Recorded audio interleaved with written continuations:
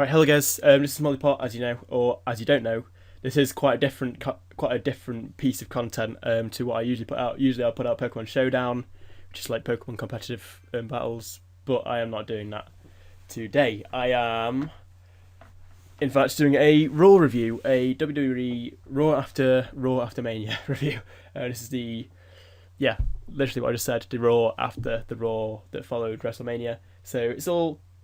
We've got a lot of new wrestlers in, or superstars, as Vince likes to call them, etc., etc. So it's quite interesting. I probably should have started it last week or started on Mania or something, but oh well. I'm just gonna give this a go, see how it gets received. I've been wanting to make some new content on my channel for a while. Pokemon has become quite stale for me. If you watch my Pokemon videos but you're not necessarily into wrestling, feel free to click off this video, or feel free to continue watching this video if you fancy getting into wrestling, and I managed to do that for you, that'd be awesome. I mean, it'd be pretty cool. I'm As a wrestling fan, I've been on and off for a long time. I've never actually been engaged with storylines till quite recently, which is quite bad for me to admit, to be honest. I started on my first match back that got me into it was Daniel Bryan versus Kane at Extreme Rules last year. Before that, I kind of watched on and off at my friend's house or at my granddad's house because I didn't have Sky as a kid. So I always enjoyed wrestling like a lot as a kid, like growing up, and I'd play all the video games and stuff. That was my kind of childhood with wrestling. And then now I am quite into everything, every aspect, probably more so the show than video games, since I don't really play video games anymore apart from Pokemon. So yeah, that is my kind of background with pro wrestling or WWE, sports entertainment, whatever the fuck you want to call it. And let's get into the review, I guess. As I say, if you don't want to watch this video, but you feel obliged, don't feel obliged. Just go, do whatever you want to do. Do something better with your time. This is just something I fancy doing because it helps me concentrate when I watch Raw as well. So today, not today's Raw. Yesterday's Raw was the 6th of April, 2015, and as we know from last week, or as we don't know, what happened was Brock Lesnar, after losing his title to Seth Rollins after Reigns took the pin, he's very angry because he didn't get pinned, and Seth Rollins comes in completely fresh. Well, not completely fresh. He lost to Orton really early in the night, but he comes out and he curb stomps Reigns and pins him. So Lesnar doesn't get pinned directly, but still loses his title, and this makes him pretty angry. So he comes in to the next Raw, shouts out Seth Rollins. Seth Rollins, being chicken shit heel he is, says no, sorry mate, not gonna fight you. And then Lesnar goes a bit psycho and kills Michael Cole, kills Booker T nearly, and JBL, the wrestling god, does not get injured at all, which is good. Gotta love JBL. But Byron Saxton took over commentary for the rest of the night and made a bit of a mess of it, really, to be honest. I don't know why they put Byron Saxton on, of all people. I mean, even Tom Phillips would have been better, or Renee Young or somebody. But Byron Saxton's always been a bit of a weaker kind of commentator in my eyes. And to my surprise, after seeing like how Dave Meltzer was saying that Byron Saxton had heat from Vince after not putting people over enough, like Neville's debut, sounded like really fucking bored.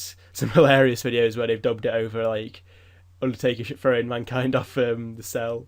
It's hilarious. But yeah, Vince was pretty pissed off with Byron, but then Byron is back on commentary. Maybe he just like did the kind of, oh, I believe I can do this, Vince. Please let me prove myself. But he's back in commentary, to the surprise of us all, with JBL and Booker. JBL completely no-sells Booker surviving and says, and completes the no-sells Cole as well. And it says, Cole's like dead. I'm here, even though I had surgery. Cole, what a wuss. So Byron Saxton's on commentary of JBL and Booker. And the Raw tonight opens with Seth Rollins and The Authority, minus Triple H and Stephanie. this is something we're kind of used to, not minus Triple H and Stephanie a bit, but yeah, the Authority and Seth Rollins opening the fucking Raws. I guess they kind of figured it's it doesn't really matter. It's a quite a marquee crowd. Well, they probably didn't think that, but either way, it was quite a marquee crowd tonight. But there was still some good reactions, which is always good. I do like that kind of younger crowds. See what the kind of reactions are like for certain wrestlers. So yeah, that's quite cool. Opens with Seth Rollins and the Authority with Big Show with a massive shitting grin stood next to his Andre the Giant Battle Royale trophy. And with a massive shitting grin on his face, with his arms folded, stood proud over his trophy, pretending to be Andre the Giant. And yeah, a Big Show at this point, I think he gets heat. I'm not even sure, like for Mark heat. Obviously, it's gonna be just normal, like, oh, we hate you heat, but he's a heel, gets a big heel reaction. But I'm not really sure if it's X-Pac heat or he's just like really just terrible. I think it's probably because it's just really terrible. I mean, yeah, we're saying that his match wasn't terrible tonight, but we'll get onto that later. We find out that Triple H and Stephanie are on vacation, and basically Kane is in charge for the night. It's big heat on Seth, lots of you sold out chants, and heat on Big Show, as I said. But I think it might just be X-Pac heat, where it's just we don't want to boo him. No, we boo him because we don't want to see him, rather than we boo him because we want to see him getting beaten up. It's that kind of heat. But yeah, Seth goes through all the Authority victories at Mania, not counting obviously the fact he lost to Randy Orton, saying how Big Show beats everybody in the Battle Royale, and Seth Rollins gets the world title, and Triple H beats Sting, and maybe another one I can't remember. But either way, they're going for all the Authority victories, and then they get to Kane, and yeah. So Seth Rollins is like, and Kane, he was there too. Which I quite laughed at. It was pretty funny.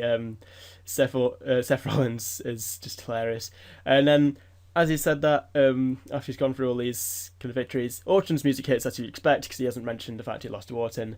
And he's getting surprisingly decent babyface, considering it's Orton, and he's usually just like so bland as a face, but I think he's doing a good job actually, just coming across more as badass, wanting to beat up Seth Rollins. So it's more people chanting or cheering for the fact they want to beat the shit out of Seth Rollins, which is always good.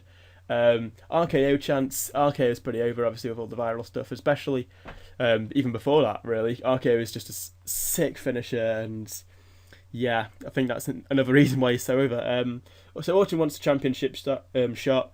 Kane, who's the director of operations for tonight, since Stephanie and Triple H are away on vacation, declares a triple threat match for the number one contendership for the main event: Ryback versus Orton versus Reigns. Ryback in a number one contendership match, so you can tell already he's going to be the one who's going to be taking the pin. But whether it's going to be Orton or Roman Reigns, we're about to find out, well, later on anyway. But he also declares matches for each of those wrestlers going into it. So the opening match of the night will be Kane versus Orton, but also there was matches for Ryback versus Luke Harper and Roman Reigns versus Big Show again. Yeah, you heard that right.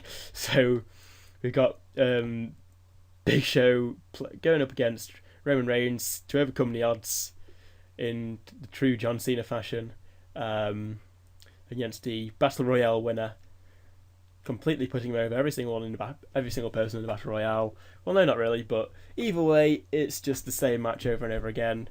But yeah, Kane match opened tonight.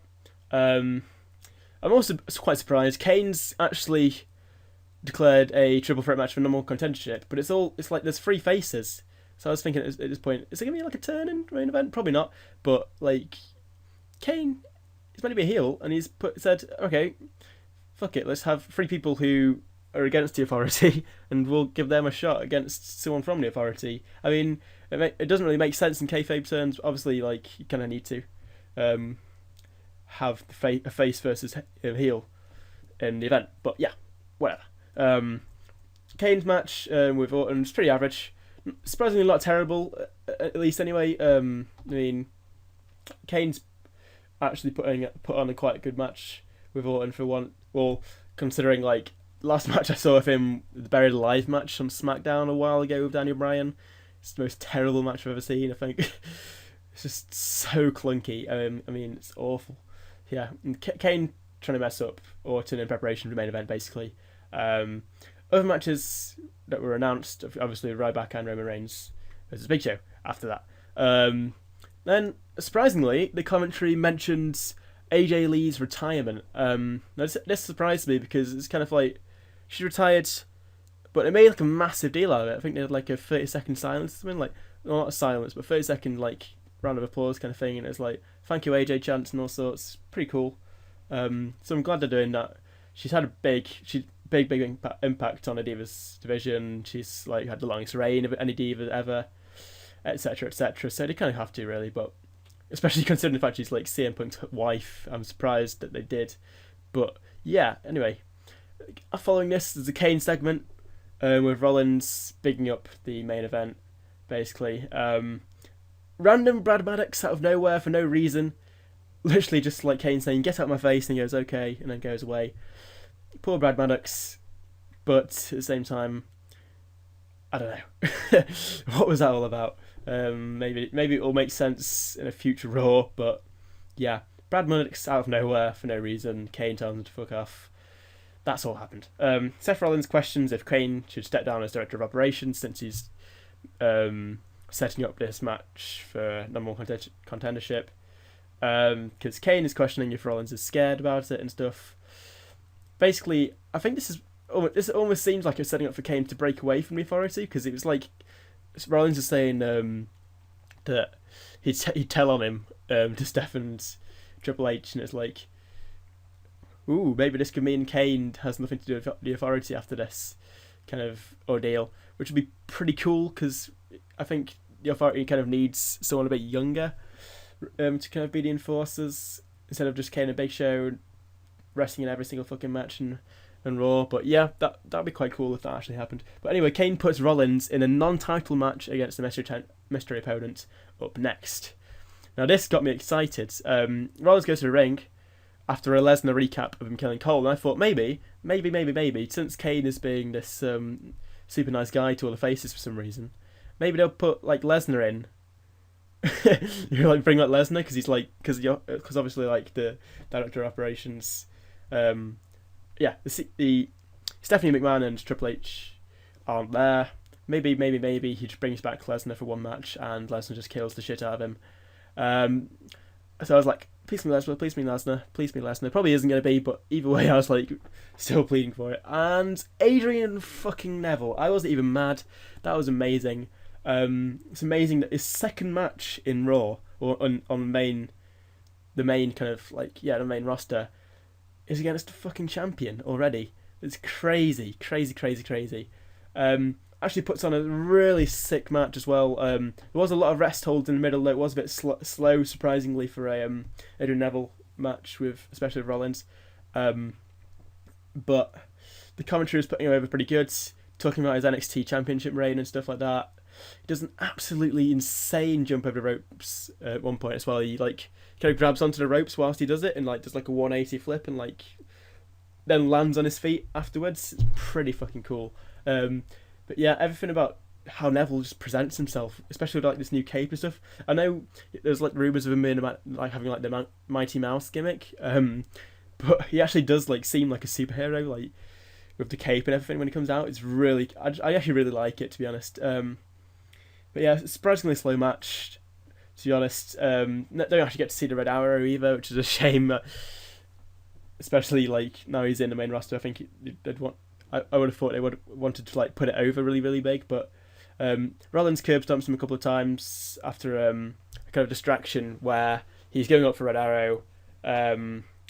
One of Rollins' lackeys of the J&J security grabs his leg, so kicks him away. Means Rollins can get up in time, so when he jumps, it means that, like, yeah, you didn't get to get off his Red Arrow, it would have got off otherwise.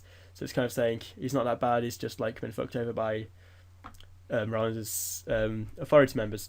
So Rollins is put over, curves off him twice, but he's getting opportunities, which is always good, and he did not look weak in that match whatsoever. Put up a good fight and always good. And Another thing that's happening right next is another John Cena open mic challenge. Well, not open mic challenge. Fucking hell. Open challenge. Not gonna be like another rap battle. He's way past that. Another John Cena open challenge. Basically, this is all leading up to Extreme Rules, where probably Rusev will be fighting him for a rematch for the title. Last week we had who was it? Last week it was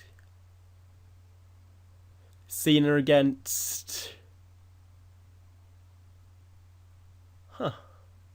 I can't actually remember. I think it was yeah, I can't remember. But anyway, this week was Stardust, which is pretty cool. Oh yeah, it was Dean Ambrose last week. Dean Ambrose, who I honestly, yeah, it was honestly a really good match. That Cena is really making this US title look really good, and Stardust comes out. Didn't really expect that, but Stardust looks so cool in this like new gear. I think I've forgotten what superhero it is that is based off, but it looks really fucking cool. I love this gimmick. Cody chants were really over as well. Really liking the angle of that. That can basically just write itself as a storyline with the Cody chants and the identity crisis and all sorts. It's a brutal DDT on Cena and a sick moonsault afterwards. Stardust looking really good. The only thing is I didn't really like Cena kicks out a Stardust finisher. I can't remember what it's called. Something about stars. Something. And then Cena does another one of those stunners where he off a springboard stunner, which is really cool. And then he finishes it with an AA. It was a good match, but I don't think he needed to kick out of Stardust's finisher. Just made it look a bit weak. Because otherwise it was a really good match. But yeah, that was a really good match. But then WWE Network is confirmed for April to be free once again. That's like the 4th time they've made it free for a month. It's really crazy, actually.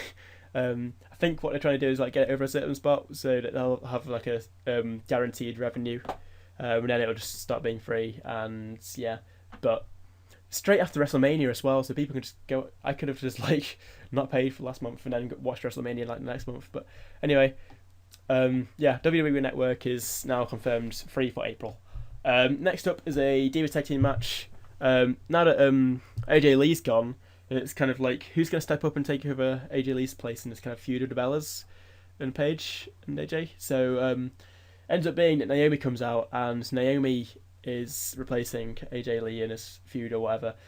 I think if it's even a feud at the moment, I don't even know with the Divas division really. But it's good to see Naomi's getting this chance. She's really athletic. She's definitely an athlete that has a lot of potential. The only thing I really don't like about her is that she's got a really fucking screechy voice. It's awful. At one point, JBL makes a remark about the Bellas saying, "Evil is the new sexy," and just okay kind of remark from the rest of the commentary team. JBL, he can be funny, but at the same time, it's a lot of the stuff he says is just fucking hell. You can't say that shit. Remember a few weeks ago, he said something about a flying zombie Eddie Guerrero. What the fuck? Oh my god. There's also some "Thank you AJ" chants really faint in the background. It's really cool. Byron is really fucking weak in this commentary. It's really showing in this. It was a clumsy fucking finish. Clumsy.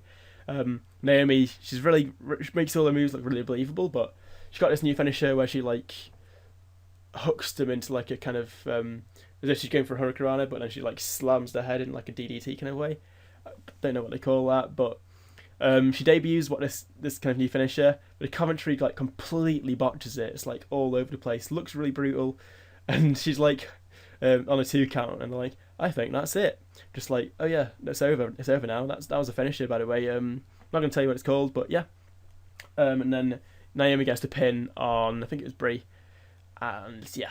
So Naomi getting some good opportunities. I think she definitely needs to work on her pacing though. The ending was a bit all over the place, really clumsy. But the finisher, her moveset and everything about her apart from her voice, I'm really liking. And yeah, she can't work on her voice really. It's just a thing. It's a pet peeve of mine. But yeah, apart from that, Naomi, I welcome you to take up that spot. Up next, Primetime Players have a promo basically they're digging in on New Day and Ascension. It's not as funny as their like SmackDown promo they had like last week, but I think if they keep on getting these opportunities where they can just be themselves, they'll get over on it. I mean, they're really funny guys, and they made like an Ascension like costume with like traffic cones on the shoulders and shit. It was pretty funny. So yeah, primetime players, just give them like time, they'll get over. And yeah, I think this is setting up for the number. I think is this like a number one contendership thing again with tag team titles. I think it's gonna be like a fatal four way between primetime players, New Day, Ascension, and Lucha Dragons. Yeah, so I think Ascension probably like the job squad in that. New Day getting a nice little heel turn going on, as we'll see later, and Lucha Dragons just getting quite over actually. I'm surprised I didn't really like them as much in NXT because they were quite botchy all over the place. Sin Cara looks really fucking uninterested all the time, but I do really like Kalisto. So yeah, we'll see how that goes. I'm liking the angle though, and hopefully I do hope that Cesaro and Cage retain the Extreme Rules. I think they I think I want them to have like a kind of like quite a long run. To go with the fact that they're like meant to be the breakout tag team of the year and stuff. Anyway, Ryback versus Luke Harper is up next. Luke Harper apparently has a thing with Ambrose because he's put him through the ladder at WrestleMania, and then he puts him through the announcer table at SmackDown. So Luke Harper's kind of doing things. Ambrose is kind of doing things, but Ambrose is out for this week, so because of the table stuff. So it's making Harper look like one scary son of a bitch in this match, basically. But then Ryback gets like a weird shelter cut out of literally nowhere, and it looks a bit weird because there wasn't any theatrics behind it, and Harper gets pinned. It was a decent enough match, just to get Ryback into the main event and stuff and all of that. And it's good to see Luke Harper's getting time, but I think he could be doing a lot more with himself than he is currently. Maybe make him like replace Kane as like the big scary guy in the authority. I think that would work. I really do like Luke Harper though. After this is a New Day interview with Renee Young. Now this was good. This was really good. They're talking about the New Day sucks chants. But basically they're like, Renee Young was like, how does that make you feel that the New Day sucks chants? And they're like, well, we just can't stop clapping. We clap or we snap. Then Big E's like does this like hilarious like impression of whatever. You should probably check it out on the YouTube page. I think it'll probably be on there. But I'm really liking this. Like they're kind of like playing in on the fact that they're trying to be really inspirational and stuff, and like happy and stuff. But since the crowd is like trying to stop them, it's kind of making them like turn on the crowd a bit, and I like that. I really like that. The slow burn. Kind of like with how Adam Rose did it, but not shit with a bunny. But yeah, New Day, heel turn possibly coming, and now them wrestling. Yeah, it's Lucha Dragons. Cool. So another tag team match. Big E and Xavier Woods versus Lucha Dragons. New Day sucks chants almost instantly. This is quite a marquee crowd as well, so you can tell that the gimmick is just not doing anything for them. But Lucha Dragons are getting a Lucha chance. That's good. And definitely a heel turn for New Day is imminent. Xavier Woods playing up to the heel kind of antics and doing heely stuff, and then like looking shocked at himself, then kind of like shrugging, and like Kofi Kingston kicking people outside the ring. I'm so hyped for heel Kofi Kingston. Oh, he's been a face for so long and just doing nothing. I'm really looking forward to this. And Kalisto, so good. I know it's kind of like he's got like the 5 moves of Doom syndrome already, but when the 5 moves of Doom are so fucking like fluid and amazing, like Kalisto's is like, it's really really good. And Sin Cara pins Xavier Woods after a swanton, looking really fucking disinterested, as I was saying earlier. And Kalisto nearly botches an over top rope backflip, but or moonsault. His head like nearly slams in on like the side with the ring, but it's alright. He makes it look believable enough, and then it shows Cesaro Kiddo watching on TV. But yeah, New Day gets pinned by Sin Cara, or Xavier Woods gets pinned by Sin Cara, and Lucha Dragons looking strong. New Day lots of potential for heel heat. Now up next is Roman Reigns versus Big Shoes too, I guess. Woo. I can't wait for this one. Really original lineup, this one. Big Mark reaction in the crowd for Reigns. It's such a high-pitched reaction. I'm surprised I could even hear it, like, sort of frequency and shit. But, Roman Reigns comes out with big reaction. And Big Show comes out and poses next to the armbar trophy again. It's actually Roman Reigns' chance as well. It's clearly over with the fans, or with this crowd, and that's good. I hope he does get like over, because it is unfair that he's had a lot of the how he's been judged, but at the same time it's not his fault. It's like the booking's fault completely. So I'm glad he's still getting put over. Byron is putting Roman Reigns over completely, like really hard. Like he suddenly woke up and thought, hang on, if I put Roman Reigns over, and maybe like Vince will love me and like keep me in this position forever and demote Cole to like NXT or something. Well, not demote, probably promote. But anyway, enough about that. Byron putting over Roman really good. Really, really cool baseball sliding drop kick from Big Show. I'm actually really impressed with that. Like, he went full on cruiserweight for a couple of seconds there. But Roman Reigns wins after 3 Superman punches and a spear. Okie dokie. Show pinned. Whatever. Cool. Not a terrible match. Surprisingly for a Roman Reigns Big Show match, continues the same thing over and over. But yeah, another Kane segment.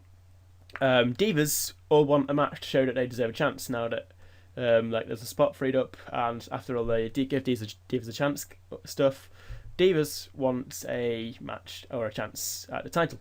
So Kane, being the womanizer that he is, declares that there'll be a Divas Battle Royale next week on Raw, and the winner will face Nikki Bella. Not bad. Not bad. Not bad. I don't know if this battle royale will include like Paige and stuff like that. So hopefully it either does, or if it doesn't, it means that it'll be like a triple threat match or something like that. That'd be really fucking cool. Or even like a fatal 4-way with like say like have Paige, Naomi, Nikki Bella, and then like whoever wins the battle royale. So maybe like Natalya or something. That'd be really cool. So long as it's not Brie in the match as well, I don't care. Anyway, Sheamus comes out, cuts a promo saying he's a warrior in a world of insects. Basically, just putting himself over as just like uber heel who hates everybody. You look stupid, chance come out, and then Mark Henry comes out. Obviously, it's his hometown in Texas, I think. Is it Texas? I don't even fucking know. Sorry about that, guys. But yeah, match between Henry and Sheamus, I guess. Obviously, actually, Mark Henry's, this is kind of like his return, but like his main return. He had a return on SmackDown, but it was kind of like tiny, and he just got put under Reigns, and he's like, oh, Reigns, you're so good, ooh. So yeah, this is kind of his like face turn almost.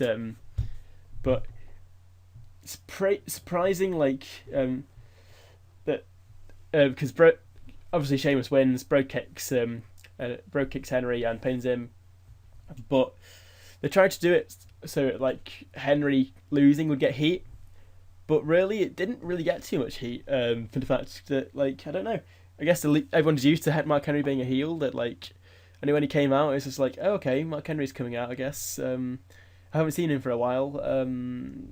What was he doing again? Okay, oh yeah, he's from here, isn't he? Oh yeah, he just lost. Oh wait, is this why we like boo? It's that kind of thing. So after this, Bray Wyatt returns with a promo, basically declaring some new target, saying he's the face of fear, even though like he lost to Undertaker or whatever. You got a match with Undertaker at WrestleMania. That's all that matters, really.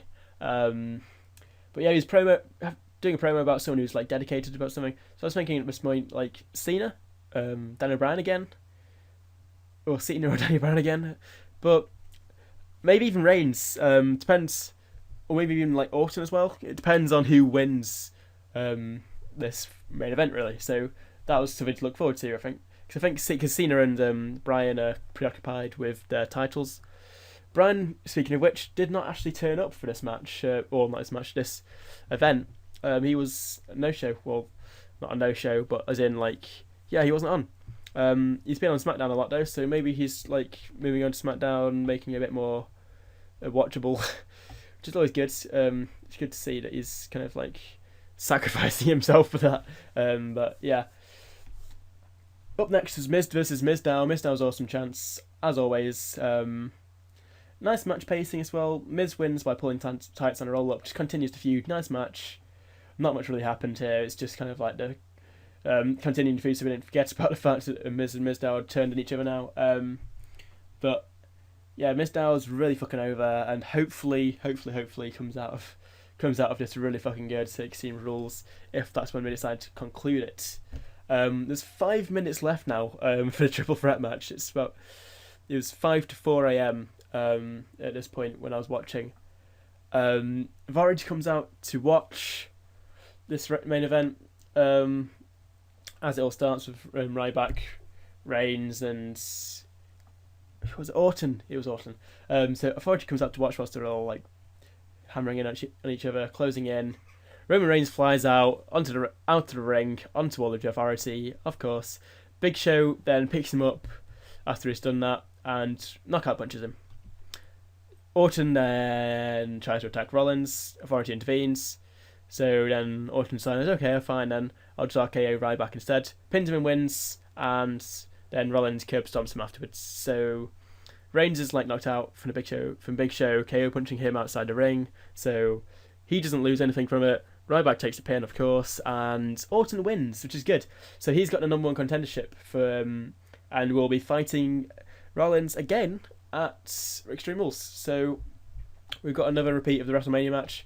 I'm actually pretty down for this. It probably will be an Extreme Rules match as well, since it will be Extreme Rules and it's the main event because it's for the title. So I assume it would be. That's quite cool. Ryback takes the pin, but doesn't really lose anything from this because he's put on a good show and he's also in the main event and potentially getting a number 1 contendership. So that's quite cool. And also Reigns doesn't lose anything out of it because he's just taken out the entire Authority by just jumping on him. And he got knockout punched by someone who was interfering, so didn't get directly pinned, so it's all good. So yeah, that was the match. That was the Raw done. What I'm going to do for these reviews, I'm going to do like an MVP, and I'm going to do a match of the night. So MVP for tonight, I think I'm going to put as Rollins. There's some really good mic work. Like he put over Adrian Neville really good. It's great that he's been given like the trust already. He's only been in like the main roster for like barely any time, barely even been at WWE for very long, and he's already been trusted to put over like new talent, which is absolutely insane. And really, his mic work was absolutely perfect tonight, and everything is hilarious. Got heat when he needed to, as always. And yeah, MVP for tonight, Seth Rollins, definitely. Match tonight, I'm actually going to say Lucha Dragons versus New Day. This might seem weird, but it's really, really good match pacing. There wasn't any like botches or anything like that. There was no kind of moment when I kind of like got drawn out of the action. It also let New Day develop the character a lot, while Lucha Dragons were allowed to get over more of the crowds. It was just a perfect match, really. Apart from that, though, I think because the Adrian Neville Seth Rollins match got messed up a bit by the fact that there's so many rest holds and lots of ad breaks because of that. So it just felt really, really slow because of it, and I couldn't really get into it really. But another match that was really good was the Cena Stardust match. I wouldn't say that was match of the night, just because it was like another Cena calling someone out. Didn't really develop anything. It was just like continuing the Cena shtick, but a really good match. Cena doing some different stuff as to usual, but let me down a bit in the fact that he kicked out of Stardust's finisher and made him look a bit weaker. But just completely perfect match. Lucha Dragons versus New Day, and that's why it's my match of the night. So hope you enjoyed this, guys. If you've got any feedback about my review or anything at all, like if you want to like just say whether you enjoyed it or not, that's fine. Honestly, this is going out a bit later. It's like 10 hours after Raw finished. But so yeah, apologies for that. But either way, this has been 6th of April's Raw. review, and I will see you on probably Thursday because I'm probably going to do a NXT review. And yeah, I might see you next week as well, depending on how well this goes down, what people think of it, etc. So yeah, thank you for watching, guys, and goodbye.